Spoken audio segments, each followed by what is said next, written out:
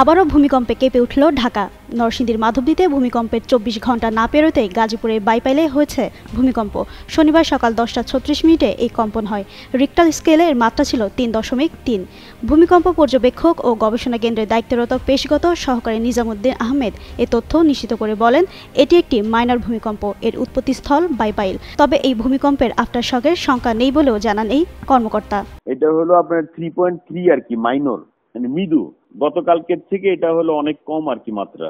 এটা তো আফটারশকের সংখ্যা নাই, 5 না হইলে আফটারশক হয় না। এর আগে শুক্রবার সকাল 10টা 38 মিনিটে আঘাত হানা ভূমিকম্পটির উৎপত্তিস্থল ছিল নরসিংদীর মাধবদী এলাকায়। আবহাওয়া অধিদপ্তর জানিয়েছে, রিক্টার স্কেলের মাত্রা ছিল 5.7 এবং এটি মাঝারি মাত্রার ভূমিকম্প হিসেবে বিবেচিত। রাজধানী ঢাকাসহ দেশের বিভিন্ন এলাকায় আঘাত হানে শক্তিশালী ভূমিকম্প। সময়ের সাথে আরও বাড়ছে এতে হতাহতের সংখ্যা। মৃত্যুর সবচেয়ে বেশি নরসিংদীতে। এখনও পর্যন্ত ভূমিকম্পে মোট মৃত্যু ছাড়িয়েছে 10 জনে। আহত হয়েছেন 6 শতাধিক মানুষ।